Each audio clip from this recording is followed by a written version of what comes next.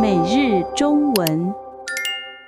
嗨，大家好，我是林珊，欢迎回到每日中文 Podcast。王老师，救命啊！大家好，我是王宇。哟，林珊，正在过年呢，怎么又有战争了？当然是餐桌上的战争了。我的两个朋友，北京的小张和广州的小陈，本来以为吃完年夜饭就没事儿了，结果这2天他们为了早餐吃甜的还是咸的，又吵起来了。我在中间当裁判，头都大了。哈哈，林珊，恭喜你，你这是正在经历中国春节最经典的固定节目南北饮食大战。这可不是他们脾气不好，而是因为中国太大了，南北方的饮食习惯有时候真的像2个世界。真的太夸张了。比如大年30那天，小张非说不吃饺子不算过年，小陈却说过年吃饺子太寒酸，必须吃盆菜。王老师，您快给我科普一下，为什么北方人对饺子那么执着？因为在北方啊，饺子的地位是神圣的。首先，北方盛产小麦，所以北方人是面食动物，也就是特别爱吃面食。其次，饺子醒兆向元宝，寓意招财。最重要的是，饺子和饺子谐音，意思是新旧交替的时刻。所以北方人觉得大年30如果不吃顿饺子，这个年就白过了。原来如此，那南方人呢？他们为什么不吃饺子？南方盛产稻米，所以他们更爱吃米饭、年糕、汤圆。对南方人来说，汤圆寓意团团圆圆，年糕寓意年年高升。如果要让他们过年吃一顿饺子，他们可能会觉得太随便了，不够隆重。哇，真是有趣。除了主食，他们刚才早餐的时候又吵起来了。小陈又把年糕切片，放肉丝炒着吃，说是咸的。小张一脸震惊，说年糕必须是甜的，蘸白糖吃。哈哈，这就引出了中国饮食界著名的南甜咸烈定律。但是林珊啊，你知道吗？在很多特定的食物上，这个定律是反转的。反转？怎么反转？比如你刚才说的年糕，北方人通常吃甜年糕或者炸糕蘸白糖，而南方人确实喜欢把年糕当成菜，放肉丝、青菜一起炒，是咸的。天哪，咸的年糕，我想象不出来是什么味道。还有更让你惊讶的呢，你吃过豆腐脑吗？吃过，我在北京吃过，是咸的，有卤汁，很好吃。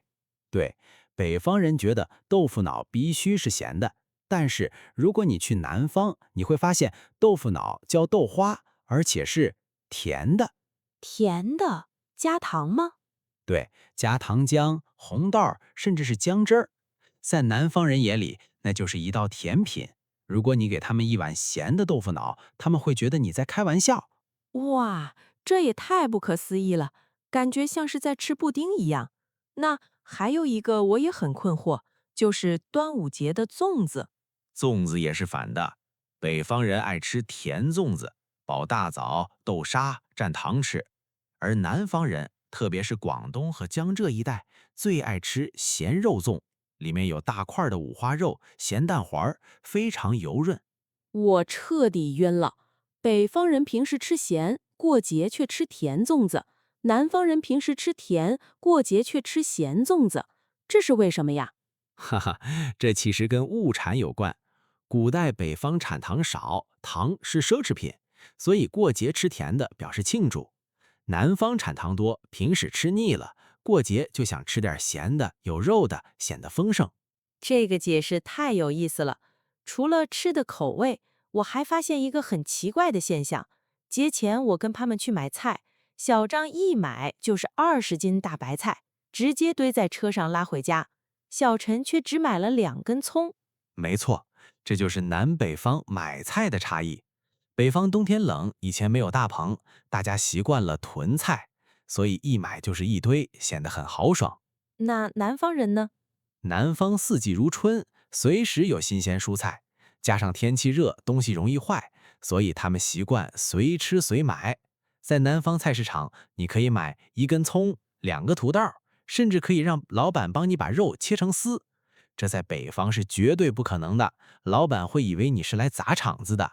哈哈，砸场子，这种精致和豪爽的对比真的太鲜明了。是的，北方人性格豪爽，体现在饮食上就是大盘大碗；南方人性格逆细，体现在饮食上就是小碟小碗，做工细致。听您这么一说，我觉得这种差异其实挺可爱的。虽然他们会为了口味争吵，但这正好说明大家都深爱着自己的家乡味道呀。说得对，其实现在的年轻人啊，口味越来越融合了，只要好吃，管它是南方的还是北方的，通通都要。没错，我已经决定了，今天的午饭我要强制他们南北合璧，左手吃饺子，右手吃炒年糕，中间放一碗甜豆发。小心撑坏肚子。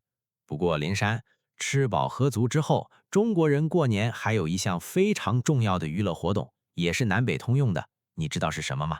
是看春晚吗？春晚只是背景音，真正的主角就是桌子上的那100多张方块儿。方块儿？您说的是麻将？聪明，10亿人民9亿麻，还有1亿在观察。麻将可是中国人的国粹啊！你知道麻将里也藏着很多中国人的智慧和文化吗？真的吗？我一直想学，但看着那一堆牌我就头晕。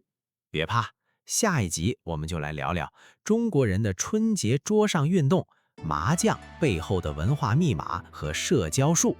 太期待了！今天的节目就到这里，大家是甜党还是咸党呢？欢迎在评论区告诉我们。我们下期见。拜拜。